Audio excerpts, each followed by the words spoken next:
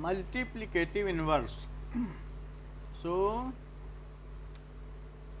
multiplicative inverse of z is equals to a plus ib is z inverse is equals to a upon a square plus b square minus i b upon a square plus b square. बोलो ये बात पता है? बताइए. तो अब हमें दिया गया है z is equals to 2 minus 3i. तो z इनवर्स क्या हो जाएगा? 2 upon 2 square plus minus 3 square minus i minus 3 और माइनस 3 स्क्वायर 2/19 और प्लस आई 3/19. 3 या 9 4 13. सो 3/13 हो जाएगा.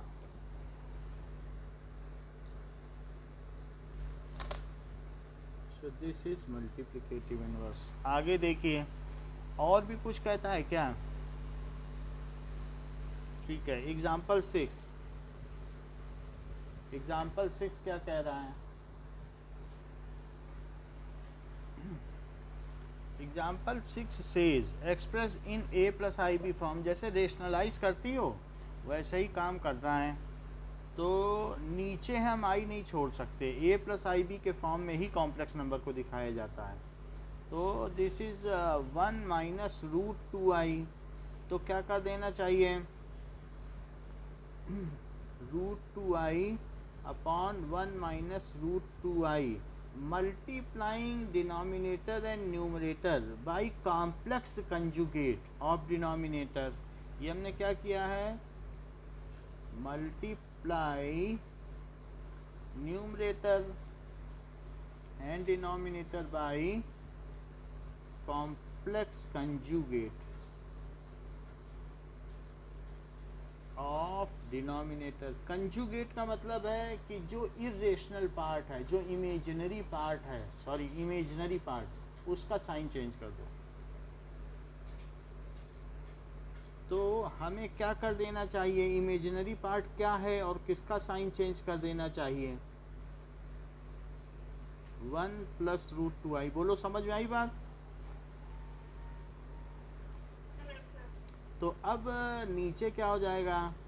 1 का स्क्वायर और माइनस रूट 2i का स्क्वायर. और ऊपर ज़रा देखो 5 का 1 में मल्टीप्लाई 5 रूट 2i और रूट 2i का 1 में मल्टीप्लाई. सो रूट 2i और रूट 2i का रूट 2i में मल्टीप्लाई तो 2i square. So this is 5 minus 2 हो जाएगा क्योंकि 2i स्क्वायर कितना होता है? -2. और i अगर कॉमन ले लिया जाए और रूट 2 भी कॉमन ले लिया जाए तो इनमें क्या बचेगा? क्या 5 प्लस 1 यानी 5 रूट 2 प्लस रूट 2 क्या होता है? 6 रूट 2. और नीचे क्या बचेगा? 1 माइनस 2i स्क्वायर. तो 1 माइनस 2i स्क्वायर क्या होता है? तो 3 plus 6 root 2i by 1 plus 2 क्योंकि i स्क्वायर तो ये होता है. So this is 3 plus 6 root 2i by 3. अगर 3 कॉमन लेके कट कर दिया जाए तो 1 प्लस 2 रूट 2i. तो ये हमने इसको कॉम्प्लेक्स नंबर के स्टैंडर्ड फॉर्म में रिप्रेजेंट कर दिया है. a प्लस आई बी के फॉर्म में रिप्रेजेंट कर दिया है. अब देखो इसी का second part i to the power -35. तो इसे क्या लिख सकते हैं? i टू द पावर -35 है. एक i टू द पावर -1 से और मल्टीप्लाई करो और i टू द पावर -1 से और मल्टीप्लाई करो तो क्या ये i टू द पावर -36 आ जाएगा? और ऊपर और नीचे i की इन्वर्स आ जाएगी. बोलिए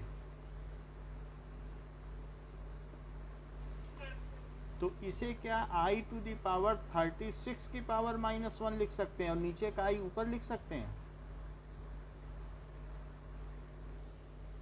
बताएं।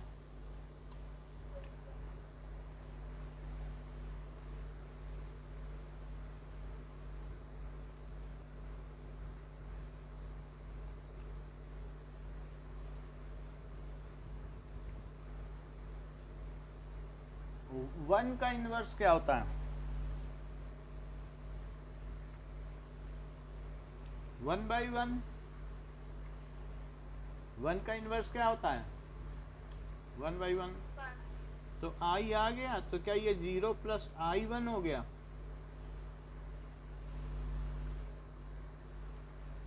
बताइए। चलो फिर अगले आगे पे आए।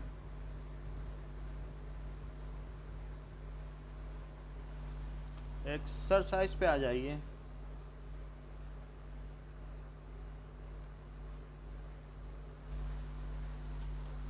फाइव पॉइंट वन पे पहला सवाल।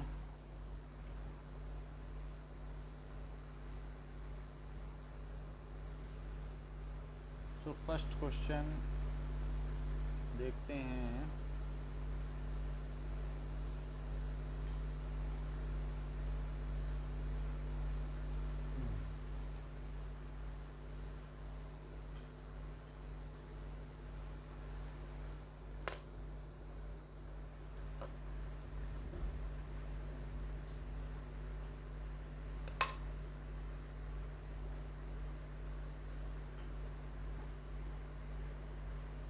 अभी ठीक। अब देखो 5i इंटू -3/5i, तो क्या होगा? 5 से मल्टीप्लाई कर दो तो -3i², तो ये +3 आ जाएगा। So it is 3 + i0। अगला देखिए।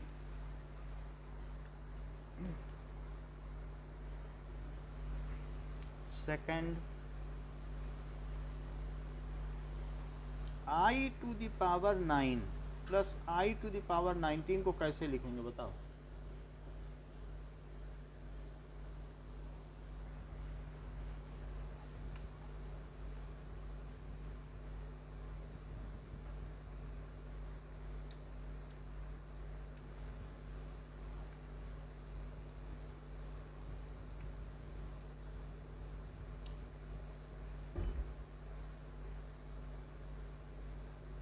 वो लोग क्लियर है?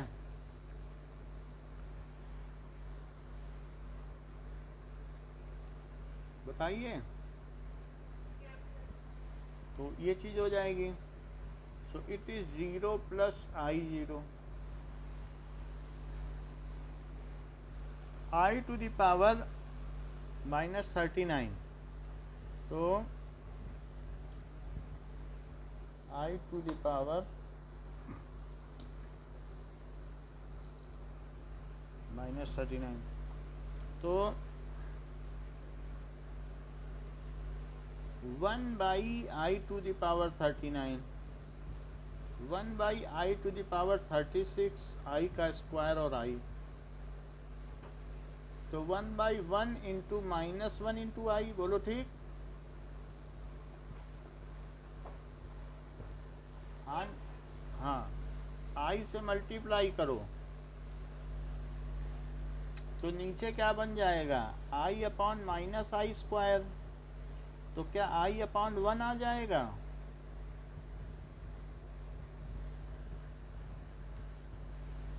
हाँ नहीं बोल दिया करो, हमें पता चल जाए ना, नया भी शुरू कर रहे हैं।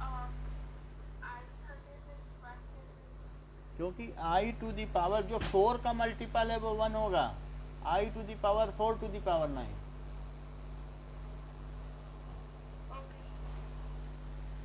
पूछो भी और साथ में अगर समझ में आ गया तो हाँ बोल दिया करो। अब देखो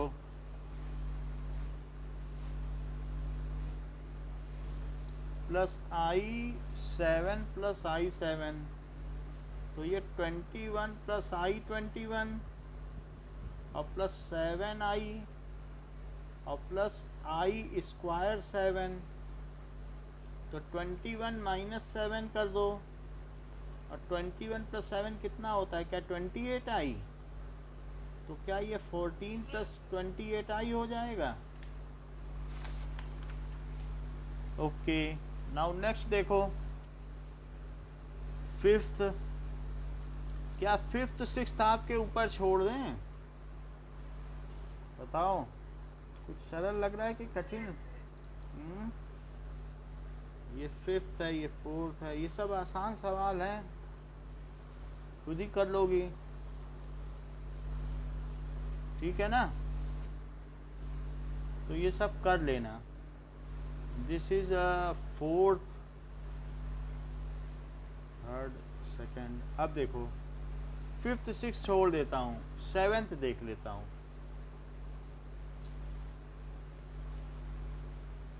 1/3 प्लस आई 7/3 प्लस 4 प्लस आई 1/3 माइनस 4/3 प्लस आई, तो क्या होगा? 1/3 प्लस 4 कितना होता है?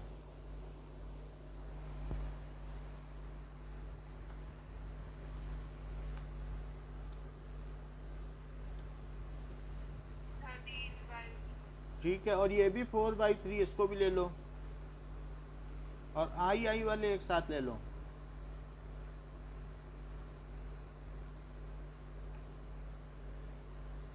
और ये माइनस आई, इतना ठीक है? तो 3 अगर इसमें कॉमन आ गया, 4 कहीं 12 प्लस 4, इसमें भी 3 कॉमन ले लो। तो अगर 3 कॉमन लेंगे 1/1 तो 3 आएगा, और 3 से गया। अब देखो, 12 4 16 17 17/3, 8 में से 5 गया,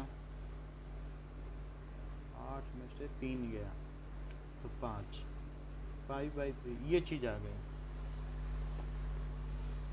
ओके, नाउ एट्थ करिए। 1 minus i to the power 4 को क्या लिख सकते हैं? कितना लिख सकते हैं? सो इसे क्या लिख सकते हैं? 1 स्क्वायर प्लस आई स्क्वायर माइनस 2i,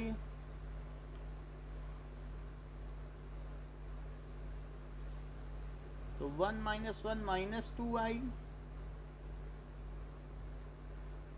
1 में से 1 कटा, और minus 2i into minus 2i क्या होता है? क्या 4i स्क्वायर? क्या माइनस 4 हो जाएगा? अच्छा, नाइन्थ देखो, 1/3 प्लस 3i का क्यूब, तो पहले का क्यूब प्लस 3 इंटू पहले का स्क्वायर इंटू दूसरा, पहला इंटू दूसरे का स्क्वायर, और फिर दूसरे का क्यूब, तो 1/27। और देखो ये 3 है और ये 1/3, तो कितना बचेगा? क्या ये दोनों 3 मिलके इस 3 से कट जाएंगे? तो आई बचेगा, और इस 3 से तो ये 3 कट ही गया, तो 9i स्क्वायर। और यहाँ क्या बचा? क्या 27i क्यूब। अच्छा, अब ये बताओ कि 1/27 हो गया, प्लस आई हो गया, माइनस 9i, ये बताइए ये क्या हुआ?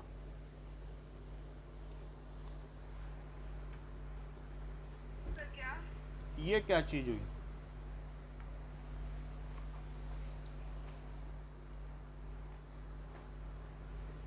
बताओ। बोलो, दिमाग लगाओ। माइनस, अच्छी बात कही है।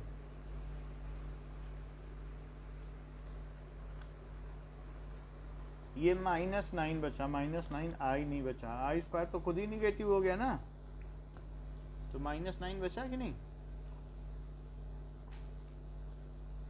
और आई कॉमन ले लिया तो 1 - 27, 9 से मल्टीप्लाई कर, 9 7 63, 9 दूनी 18, -26, -242। 1 मिनट जरा इसका आंसर पीछे देखो, यही है क्या? अब तो कटेगा नहीं।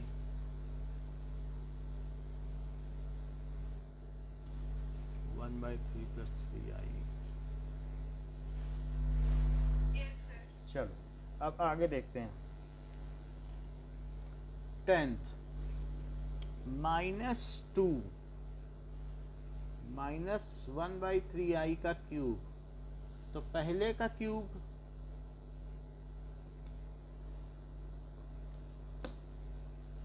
पहले का क्यूब। अब देखो आपकी मर्जी है, ये माइनस इसके साथ भी मान सकती हो, तो सब में प्लस प्लस लगाती जाओ।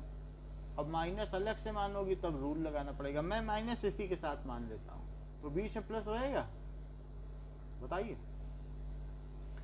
तो अब +3 इंटू पहला और इंटू दूसरे का, पहले का स्क्वायर इंटू दूसरा, और +3 इंटू पहला और दूसरे का स्क्वायर, और प्लस दूसरे का क्यूब।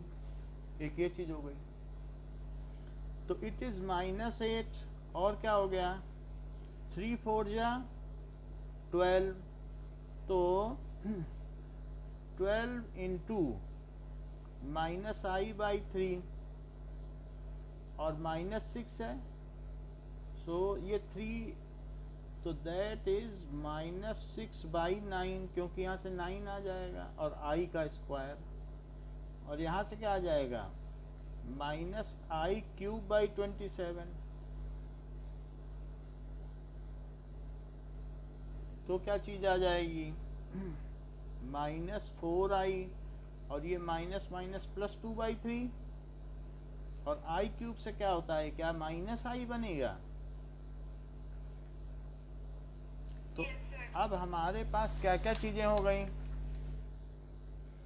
-8 हो गया और 2/3 हो गया, +2/3, और i अगर कॉमन ले लें तो अंदर -4 + 1/27 हो गया, तो 3, तो 24 + 2, और ये 108 निगेटिव का और प्लस का 1, तो ये -22/3, और यहाँ क्या आ जाएगा, -107/27। कुछ कट नहीं रहा है, दोनों को प्राइम है, तो यही आंसर हुआ। ठीक है, आ रहा है क्या ऐसा आंसर, तो इसमें गलती होने के चांस रहते हैं।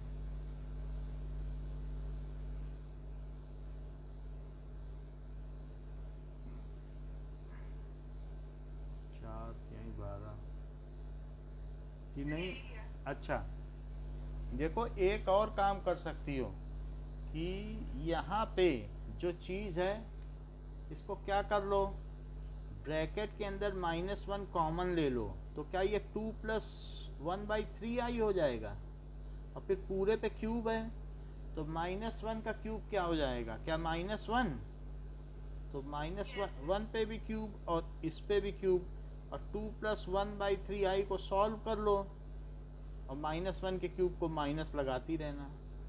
एक मतलब अलग से भी चाहो तो ये ऑप्शन रहता है। ठीक,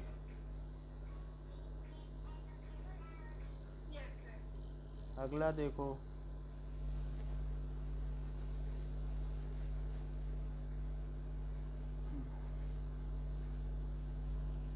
अब हम देखेंगे मल्टीप्लिकेटिव इनवर्स। 11th क्वेश्चन देखो। सो z की वैल्यू 4 माइनस 3 आई, तो बताओ z इनवर्स क्या होगा, जरा बताइए तो।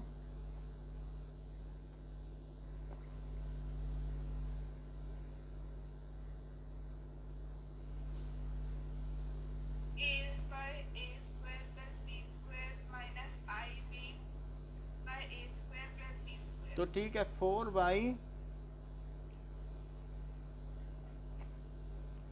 स्क्वायर और प्लस -3 स्क्वायर, क्योंकि यहाँ a क्या है 4 और b क्या है -3। i के अलावा जो सब भी होता है, ये ध्यान रखना, इसमें साइन का कुछ नहीं है। और -i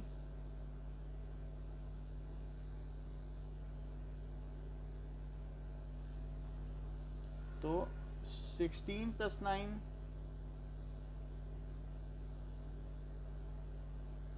और i3। ठीक है, अब इसी में देखो 12 √5 + 3i,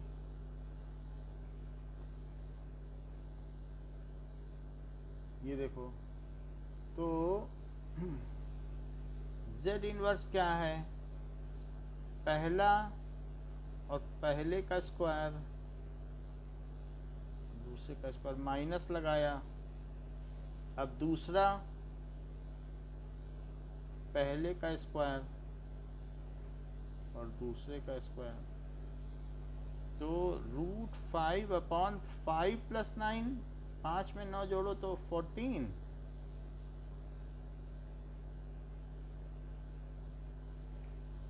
ये चीज हो गई। क्या क्या चीज था, प्लस में था, ठीक है। -i को क्या लिख सकते हैं, तो z = 0 -i, या 0 + i -1, ऐसे लिख लो। कभी भी जैसे अगर आपको निगेटिव है तो निगेटिव को क्या लिख सकती हो, 4 + i -3, तो b पता चल जाएगा ना। तो अब इसे 0/0 स्क्वायर प्लस -1 का स्क्वायर, और बीच में -i, और जो भी है 0 स्क्वायर प्लस -1 का स्क्वायर, तो ये तो 0 ही हो गया। और i यहाँ पे क्या हुआ, क्या -1/1, तो ये +i आ गया। क्या अगर मैं i में -i में i से मल्टीप्लाई कर दूं तो क्या क्या आएगा, -i है ना, और इसमें i से मल्टीप्लाई कर दूं तो क्या ये आइडेंटिटी आ जाएगी कॉम्प्लेक्स नंबर की, मल्टीप्लिकेटिव आइडेंटिटी। जरा चेक करें। सो हम एडिशन कर रहे हैं, तो यहाँ पर मतलब हमसे पूछा जा रहा है कि फाइंड मल्टीप्लिकेटिव इनवर्स, जिन दो चीज़ों को मल्टीप्लाई करने से 1 आ जाए, तो क्या 1 आ जाएगा, तो आ ही रहा है। समझ आई बात, 1 होता है ना, तो इसका मल्टीप्लिकेटिव इनवर्स ये है, जिन दोनों चीज़ों को मल्टीप्लाई करने से मल्टीप्लिकेटिव आइडेंटिटी आ जाए, वही तो आपस में एक दूसरे के मल्टीप्लिकेटिव इनवर्स होते हैं, बताएं। अच्छा, तो 14th क्वेश्चन पे आओ।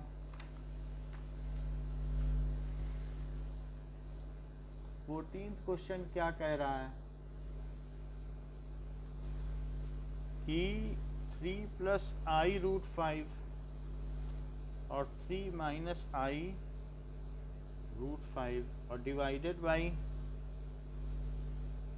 √3 + √2i और -√3 - i √2, ये हो गया। अब देखिए कि नीचे सब्ट्रैक्ट हो सके तो सब्ट्रैक्ट कर लो, और ऊपर मल्टीप्लाई कर लो, तो ऊपर क्या बनेगा, a + b और a - b की आइडेंटिटी है, तो पहले का स्क्वायर और -i² 5 आया कि नहीं, a² - b² कर दिया। अब क्या √3 से √3 कट जाएगा नीचे, और √2i और प्लस √2i आ जाएगा, तो दैट इज 2√2i हो जाएगा। चेक कर लो, √2i और √2i 2√2i। अब नीचे जो है, अब ये चूंकि सिर्फ यही है, हमें i ही तो हटाना है, ठीक है। सो i हटाने के लिए अगर आपकी मर्जी है तो 2 से भी कर लो, 2√2i। निगेटिव लगाने की कोई ज़रूरत नहीं है, इसमें तो सिर्फ ऐसा ही है ना, सिंगल है। जैसे रेशनलाइजेशन नहीं करते हैं 1/√2 में, तो सिर्फ √2 से ही तो मल्टीप्लाई करते हैं। तो आपकी मर्जी है, सिर्फ √2i से भी कर सकती हो, 2 को भी लो तो फालतू में 2 भी ले लो, वरना आपकी मर्जी है। हम तो सिर्फ इरेशनल को हटाना चाहते हैं और इमेजिनरी को। तो क्या ये 9 + 5 हो गया भाई? जरा 2 लिखो, और √2 का √2 में मल्टीप्लाई क्या हुआ, क्या वो भी 2 हुआ? और i का i में मल्टीप्लाई क्या हुआ, i², और ऊपर √2i हुआ। तो ये 14/4, 14 √2 और i और नीचे निगेटिव, तो क्या ये -7 √2/2 हो जाएगा? बताओ, एक बार चेक करो, क्या ये 0 + i और -7 √2/2 पीछे आंसर है?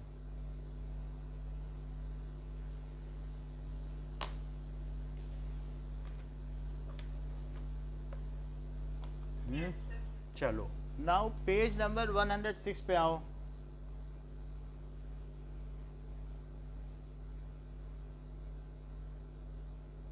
Polar representation of complex number.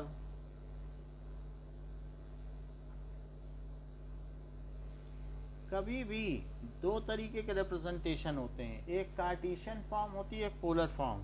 Cartesian form में क्या होता है,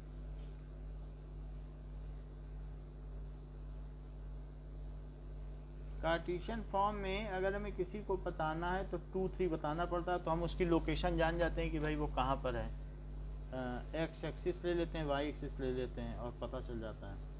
इसमें ये बताना पड़ता है कि अगर गाय बंधी है और घास खा रही है खूंटे से, तो उसकी रस्सी की लंबाई कितनी है। मान लो 5 मीटर लंबी है गाय, और 30 डिग्री, यहाँ से क्लॉकवाइज एंगल लेते हैं, 30 डिग्री पर पॉजिटिव एक्स एक्सिस से लेते हैं क्लॉकवाइज, एक 5 मीटर रस्सी से बंधी गाय है, तो क्या मैं यहाँ पहुँच जाऊँगा? और कोई मुझे बता दे कि 120 डिग्री पे मान लो 6 मीटर लंबी खूंटे रस्सी से बंधी गाय है 120 डिग्री, तो क्या मैं उस गाय तक पहुंच सकता हूं? अगर कोई मुझे बता दे कि ये मतलब 180 में और 40 डिग्री, 220 डिग्री पर एक गाय है जो 5 मीटर से, तो क्या पहुंच जाऊंगा? पोलर रिप्रेजेंटेशन समझ में आई कि नहीं? और कोई ये बता दे कि एक गाय ऐसी है कि जो 300 डिग्री पर खूंटे से बंधी है और 4 मीटर रस्सी से बंधी है और घास खा रही, तो भी पहुंच जाऊंगा? यानी कहने का मतलब है कि कोई मुझे रेडियस दे दे और एंटी क्लॉकवाइज का एंगल दे दे, then I can locate where is my point. So ये थीटा एंटी क्लॉकवाइज में लिया जाएगा, और ये आर है। सो आर थीटा, ये पोलर फॉर्म है। और एक्स वाई क्या है, ये कैसी फॉर्म है?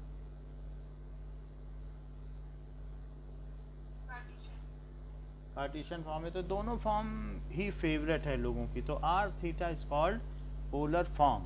अच्छा, इसमें क्या क्या चीजें होती हैं? So there is theta is called argument. इसमें थीटा क्या है? थीटा को रिप्रेजेंट करते हैं आर्ग्यूमेंट के तौर पर। सो थीटा क्या है?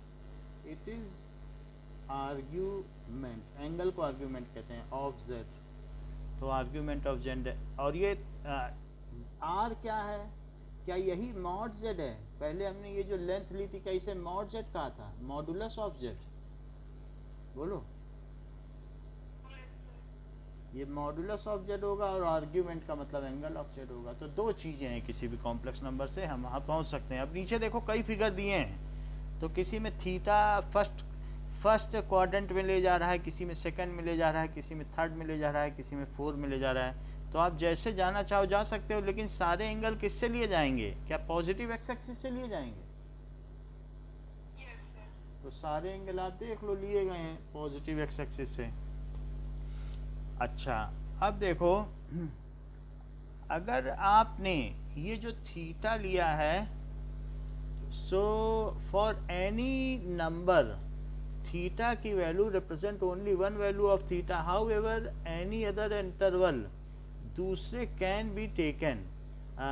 सो प्रिंसिपल आर्ग्यूमेंट, फिर भी जो यहाँ पर ये बात कही गई है, उन्होंने कहा वैसे तो थीटा को 0 से 2 पाई तक लिया जा सकता है, फिर भी प्रिंसिपल आर्ग्यूमेंट को माना गया है कि थीटा यहाँ से यहाँ तक होगा, -पाई से पाई तक।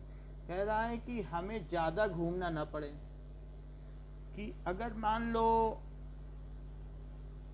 ये है तो इधर आना हो तो इस एंगल से आओ, और इधर आना है तो इधर से आओ। ये माइनस थीटा होगा और ये प्लस थीटा। कह रहा है कि यहाँ आना है तो पूरा घूम के ना आना पड़े, कि पता चला गाय यहीं है, मैं पूरा घूम गया मैदान, तो -10 कोई बोले मैं खट से गाय तक पहुँच जाऊँ। तो जो हमारी पॉजिटिव एक्स एक्सिस के पास है मैं उसी एंगल को प्रिफर करूँगा। तो अगर मान लो 320 डिग्री है तो मैं 320 ना लेके -40 डिग्री लेना प्रिफर करूँगा, क्योंकि 360 टोटल होता है कि नहीं। तो जो हमारे इस एक्सिस के पास का एंगल होगा, निगेटिव चलना पड़े तो मैं निगेटिव चलूँगा, लेकिन पहले 2 क्वाड्रेंट को मैं पॉजिटिव एंगल से कवर करूँगा और बाकी के 2 क्वाड्रेंट को किस एंगल से कवर करूँगा? तो इससे मेरे सारे आर्ग्यूमेंट और पूरा आर्गेंट प्लेन जो है कवर हो जाएगा। तो ये प्रिंसिपल आर्ग्यूमेंट किसे माना गया है? यहाँ तक समझ में आ गई बात? इसको अब करके देखें तो पता चले। एग्जाम्पल 7 देखो।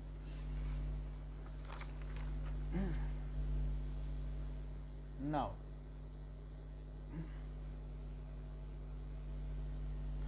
अब आपको z क्या कहा गया है? 1 + i√3 ये चीज है। तो अब हमारे पास ये है,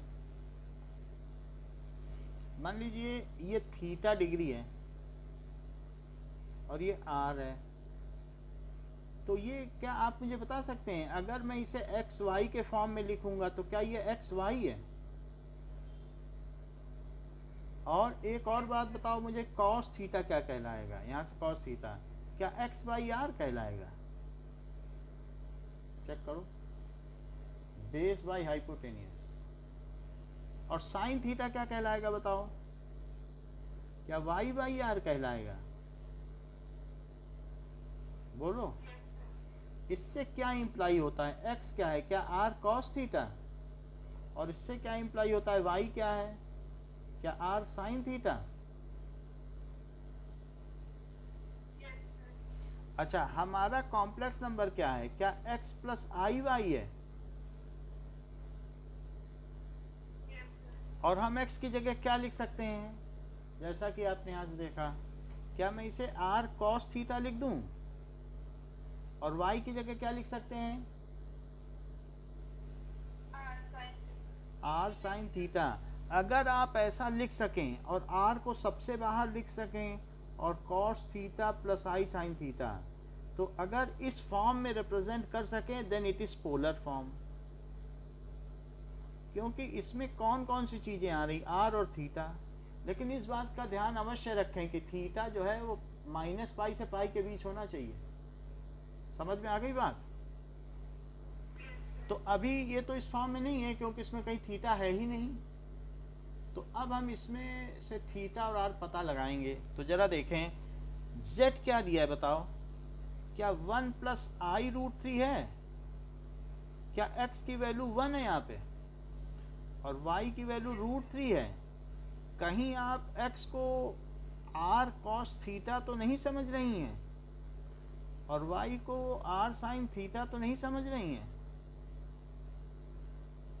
बताएं भाई, x की जगह मैं क्या लिख सकता हूँ? r cos थीटा, और इसे क्या लिख सकता हूँ?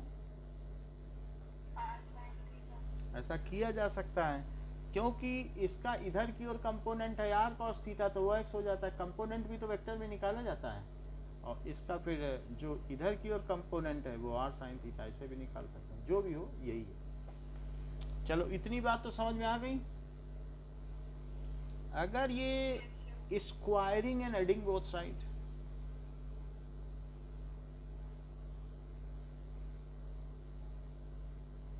तो बताओ r square cos square theta और plus are square sine square theta, left को लेफ्ट से जोड़ दिया स्क्वायर करके, और राइट को राइट से जोड़ो,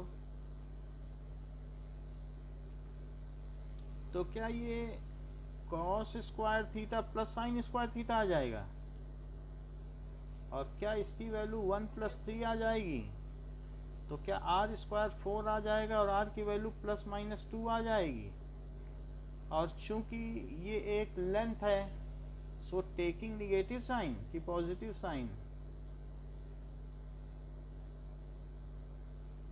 आर आ गया। अच्छा, ये बताइए कि आर साइन थीटा क्या था और आर कॉस थीटा क्या था? क्या आर साइन थीटा को आपने √3 ले लिया था और आर कॉस थीटा को 1 ले लिया था? तो बोलो tan थीटा क्या हुआ? क्या √3 हुआ?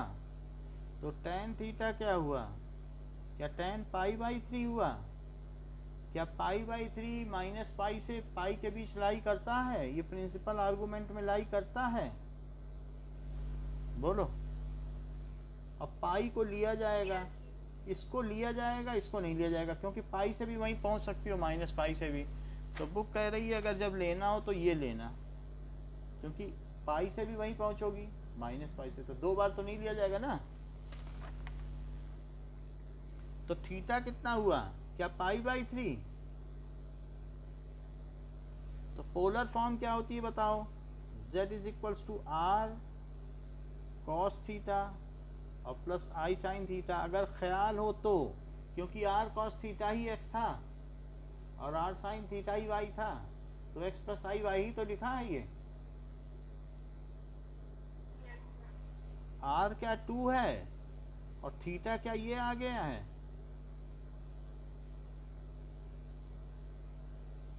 बोलो, क्या यही डिजायर्ड पोलर फॉर्म है? चेक करो आंसर। समझ में आ गई बात? अगर आ गई है तो एक्सरसाइज पे आओ, एग्जाम्पल बाद में करेंगे, पहले और ऐसे ही क्वेश्चन कर लें। तो पहला क्वेश्चन देखो,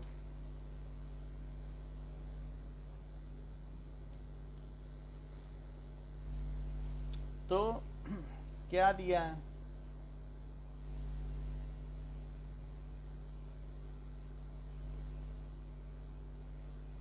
फर्स्ट क्वेश्चन है z की वैल्यू 1 - i√3। तो आप मुझे बताते जाइए कि यहाँ पर x क्या, अच्छा -1, ठीक है। x क्या है और y क्या है?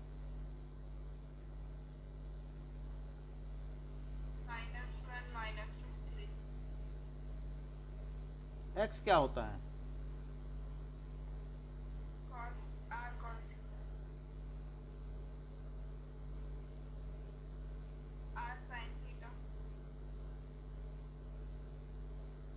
नाउ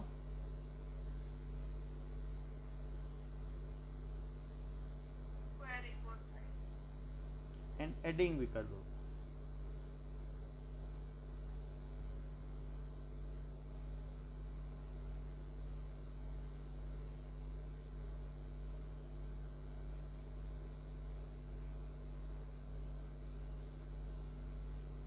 तो क्या आ जाएगा राइट में?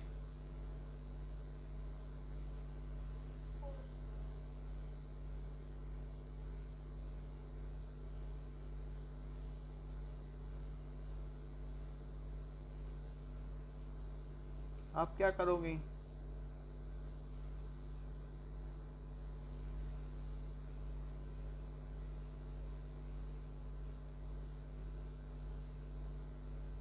ठीक है,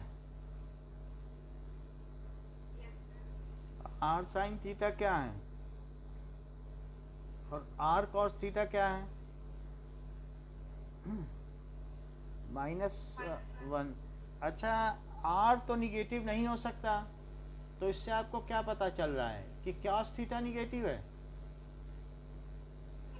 और साइन थीटा भी निगेटिव है।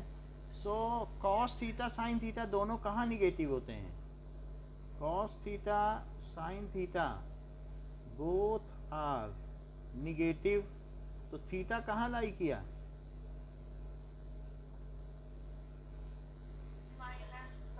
मतलब किस क्वाड्रेंट में? क्वाड्रेंट बताओ ना।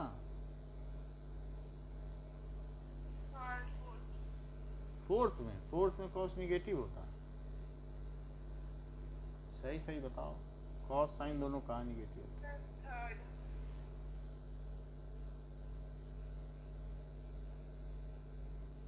तो इसका मतलब है यहीं से देखना है आपको कि दोनों निगेटिव है, ठीक है कि नहीं? तो इसका मतलब है कि tan थीटा क्या हुआ? √3। अब √3 है तो √3 का मतलब है थर्ड में पहुंचो √3 के साथ। तो कैसे पहुंचोगी? अच्छा ये बताओ कि tan थीटा, क्या मैं इसे tan π/3 लिख दूं टाइम बीइंग के लिए? बोलो, कोई दिक्कत तो नहीं है? और ये बताओ कि जब tan x = tan y होता है तो x क्या होता है? ये होता है। तो थीटा क्या हुआ? n pi plus π/3। तो n को मैं क्या ले लूं जिससे कि मैं थर्ड क्वाड्रेंट में पहुंच जाऊं। मुझे यहां पहुंचना है तो ऐसे पहुंचना पड़ेगा। n को क्या लूं? -1 लेना पड़ेगा कि नहीं? वरना पहुंचने की और कोई तरीका तो नहीं है। तो थीटा क्या हो गया? क्या -2π/3 एलसीएम लेने के बाद? ये चीज समझ में आई? यही फार्मूला हर सवाल में इस्तेमाल करना है। तो अब जबकि हमारे पास थीटा भी आ गया है और आर भी आ गया है, तो क्या आप मुझे बताएंगी मैं पोलर फॉर्म कैसे लिखूं?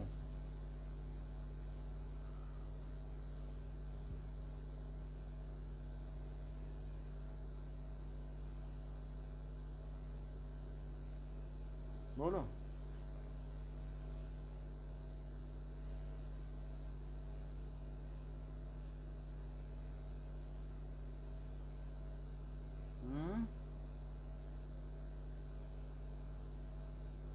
ठीक है,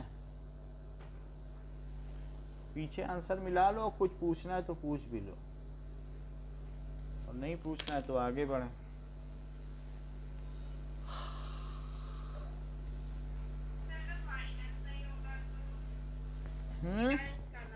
क्या?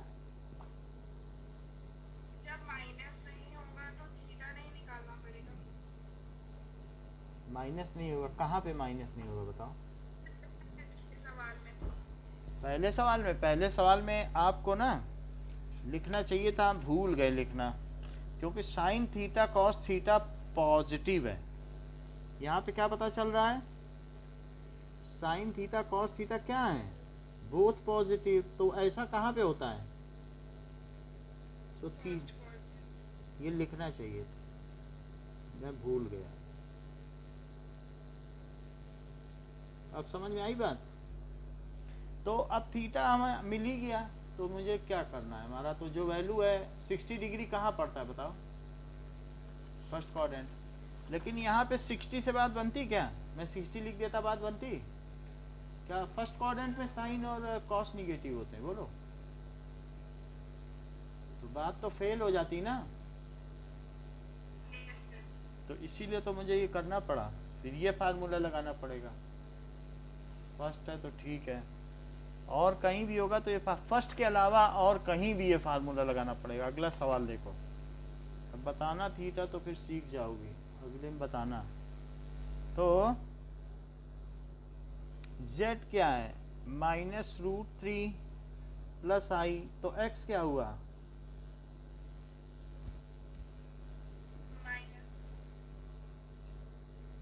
और y हुआ 1। x को क्या लिखा जा सकता है,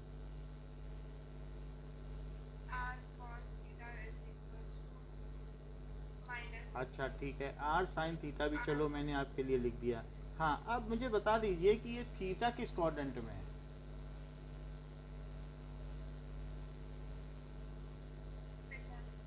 हाँ, cos theta is negative, sin theta is positive, so theta lies in second quadrant। चलो अब स्क्वायरिंग एंड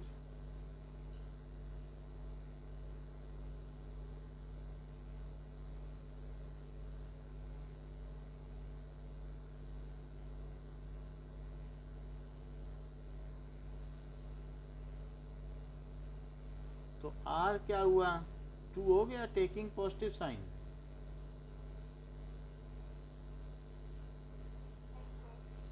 ये चीज हो गई ना। अब r हमने निकाल लिया है। अब बताओ, r के निकलने के बाद अब हमें थीटा भी निकालना है, तो r अब क्या करें बताओ,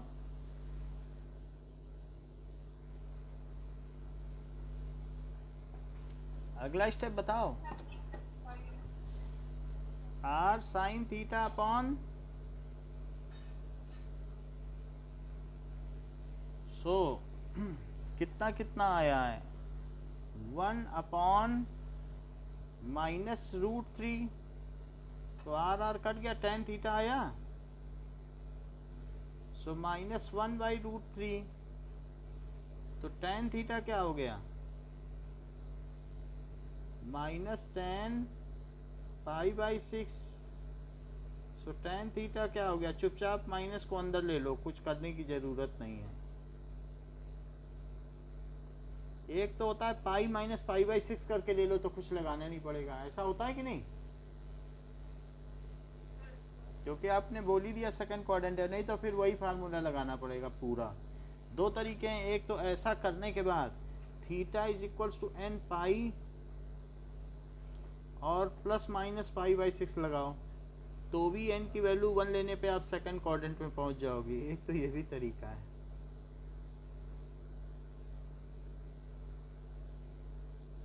और दूसरा तरीका क्या होगा, दूसरा तरीका यहीं से पहुंच जाओ, tan theta is equals to tan, क्योंकि पाई माइनस π/6 क्या होता है, क्या माइनस π/6 माइनस tan π/6, तो अगर सिंपली भी पहुंच जाओ तो आसान है, वो चलता है, जरूरी नहीं कि ये लगाओ।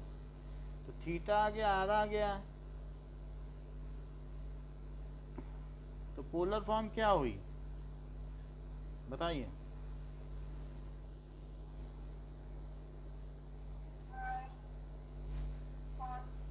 हम्म, 2 नहीं लगाएंगे, और आई कहाँ गया,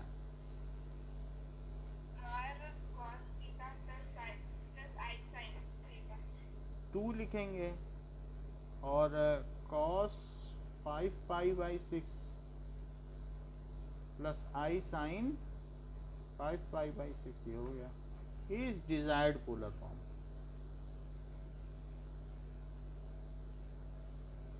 ठीक है, अब आगे देखो।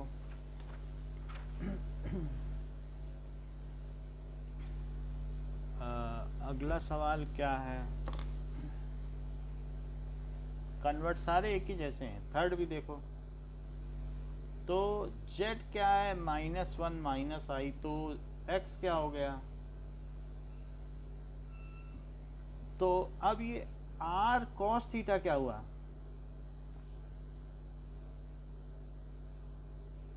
बता सकेंगे थीटा कहाँ है,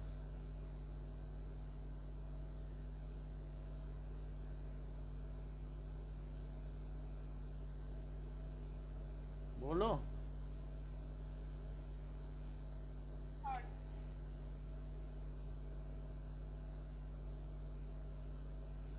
अच्छा, अब स्क्वायरिंग एंड एडिंग करो।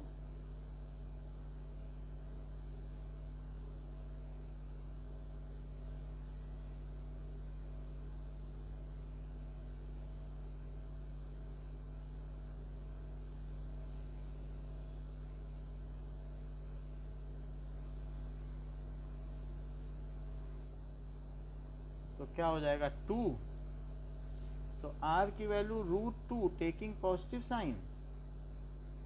गाय √2 मीटर के खूंटे से बंधी है। अच्छा, तो फिर r sign theta by r cos theta क्या हुआ?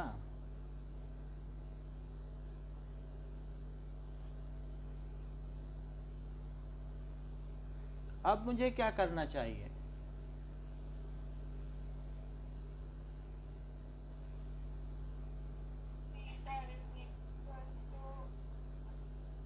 कितना कर दिया, अब आगे कब? बोलो अब क्या करूं? आप तो सारा काम ही फेल कर देती हो। खुद ही थर्ड क्वाड्रेंट बता रही हो और अपनी ही बात से पलट रही हो।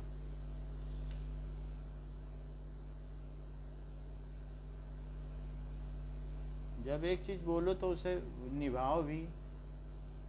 क्या करूं? अभी तो इतने सवाल करवा दिए ना, वही मेथड यूज करो। कुछ नहीं तो ऐसे ही लिख दो। कैसे करूं बताओ? निगेटिव में ले जाना है तो कुछ तरीका बताओ फिर। एन पाई लिखूं?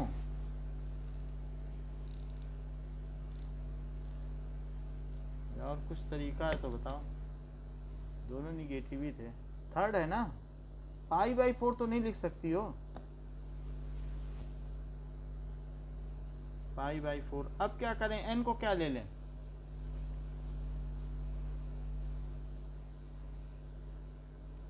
जवाब दीजिए, थोड़ा जल्दी जवाब दिया करिए। n को क्या लूं कि थर्ड क्वाड्रेंट पहुंच जाऊं? +1। और अभी अभी तो मैंने बताया था कि यहां से यहां के आगे जा ही नहीं सकती और पाई के भी आगे पहुंच रही है। थर्ड जाना है तो यहां से जाओगी ना, निगेटिव लेके। वहां से कैसे पहुंच जा रही हूँ कि यहां से यहां आ जाओगी पाई के आगे चल के? बताओ।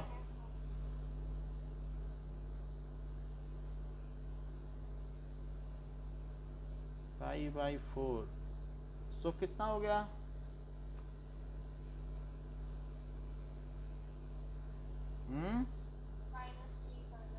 देखो यही इंटेलिजेंसी है कि कोई चीज़ अगर बताई जाए हम उसे कितने तेजी से अप्लाई कर सकें। चीज़ बताई, उसका एप्लीकेशन पूछा, जिसने अप्लाई कर लिया वो आगे निकल गया। तो हमें अप्लाई करना आना चाहिए। अभी हमने आपको बताया प्रिंसिपल वैल्यू है, कई चीज़ें बताई, सब एक साथ अप्लाई करो।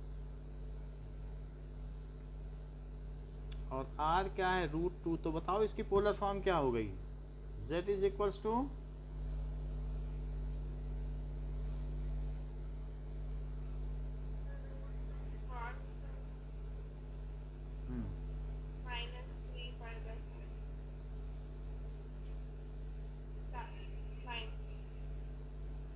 चेक करो पीछे आंसर, क्या यही है?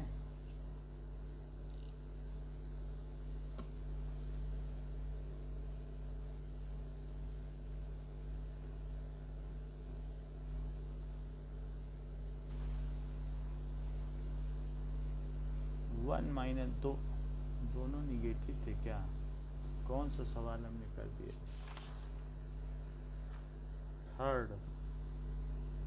थर्ड तो नहीं था ये, फिफ्थ कर दिया। फिफ्थ का आंसर देखो, सवाल में गड़बड़ी ले ली है, फिफ्थ कर दिया है। फिफ्थ से मिल रहा है आंसर, है ना? -1 ले लिया, -1 तो था ही नहीं। नहीं, चलो अब हम थर्ड करते हैं।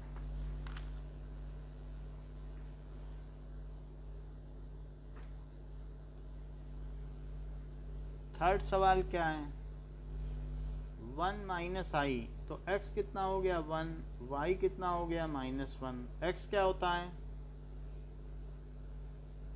y क्या होता है, so R square cos square theta और plus are square sine square theta, 1 square plus -1 का स्क्वायर, सो आर स्क्वायर 2, तो आर क्या हो गया √2, टेकिंग पॉजिटिव साइन। अच्छा, cos theta positive, sine theta negative, कहाँ पे हैं हम,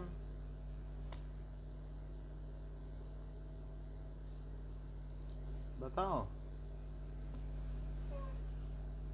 theta in fourth quadrant, theta को आर्ग्यूमेंट भी कहा जाता है, आर्ग्यूमेंट ऑफ जेड।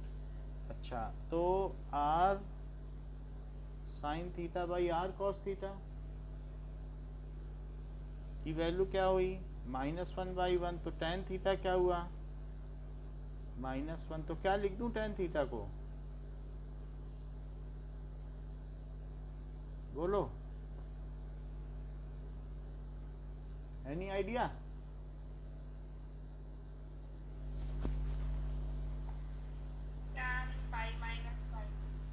इतना क्यों कर रही हो, फोर्थ में ले जाना है, सिंपली माइनस अंदर ले जाओ, बन गई बात, इतना कष्ट क्यों,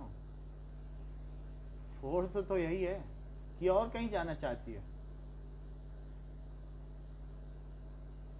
-45 ही तो फोर्थ होता है कि नहीं, बताएं।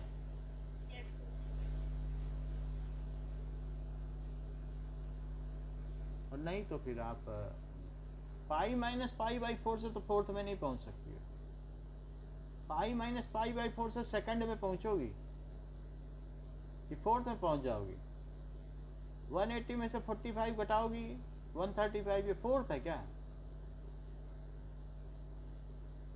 बोलो। तो फोर्थ में पहुंचना है, फिर सेकंड में पहुंच जाती हो, नहीं तो फिर एन पाई वाला फार्मूला लगाओ। अगली बार उम्मीद करते हैं कि आप ठीक बता दें। पोलर फॉर्म बताइए।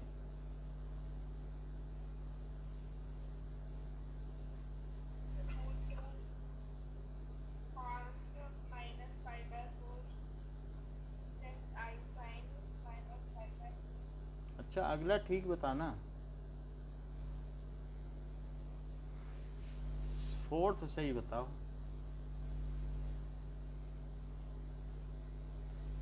और ना हो तो एन पाई वाला फार्मूला लगा देना, सब कुछ तो है।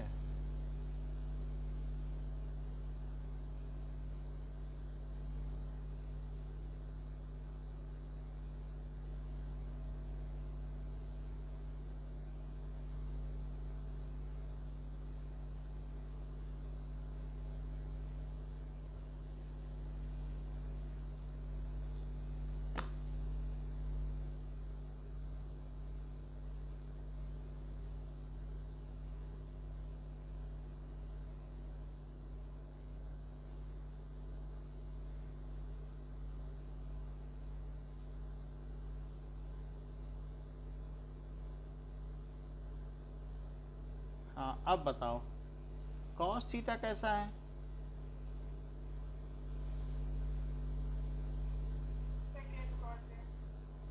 Cos theta negative, sine theta positive, theta quadrant, so r sine theta by r cos theta, 1 by -1, so tan theta -1। अब बताओ क्या करें,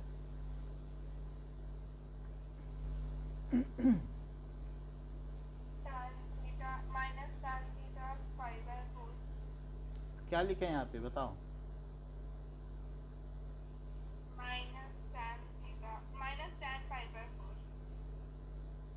अब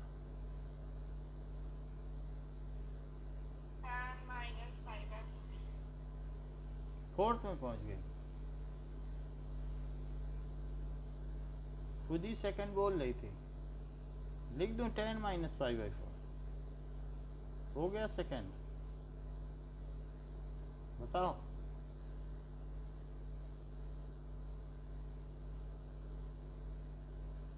if it is not so then take.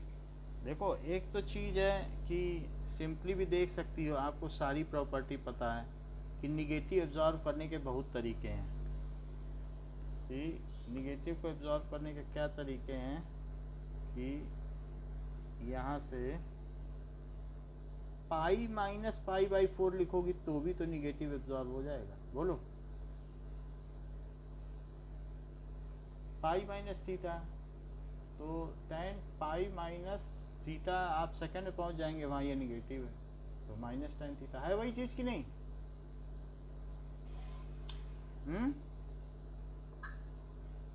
बताओ।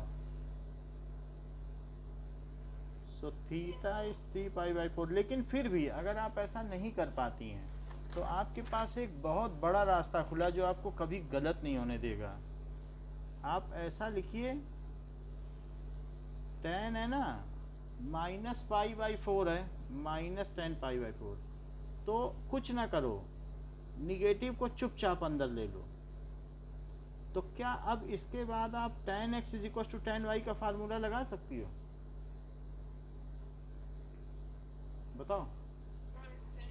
तो थीटा क्या n पाई और प्लस माइनस पाई बाई 4 होगा।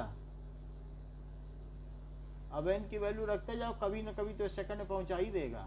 लो बिना सोचे रखो, 1 रख दो तो पाई माइनस पाई बाई 4 आ गया क्या 3 पाई बाई 4। नहीं दिमाग में आता तो -1 रखो, माइनस पाई बाई 4 तो दैट इज -5 पाई बाई 4। ये तो पाई से ऊपर चला गया, ये नहीं मान्य है। 0 रखो, कभी न कभी आपको पहुंचा ही देगा जहां आपको जाना है। 2-3 वैल्यू रख दी, अब कंपेयर कर लो, इससे ज़्यादा रखनी नहीं, ये सही है ये दोनों गलत है। बोलो समझ में आई बात। आपको कुछ करना नहीं है, माइनस अंदर ले लो, यही फार्मूला लगाओ, एक सवाल नहीं गलत होगा आपका। बताइए। इज इट क्लियर ना। अब देखो अभी आपके पास 3 सवाल हैं, 6, 7, 8। इसको घर में खुद करना, और जब कर लोगी और नहीं गलत होगा तो बस आप हमसे पूछ लेना कि सर ये आ रहा है या नहीं आ रहा है। तो 6, 7, 8 खुद करके देखो, ओके। फिर हमें बताना। ओके, इतना ही रखो।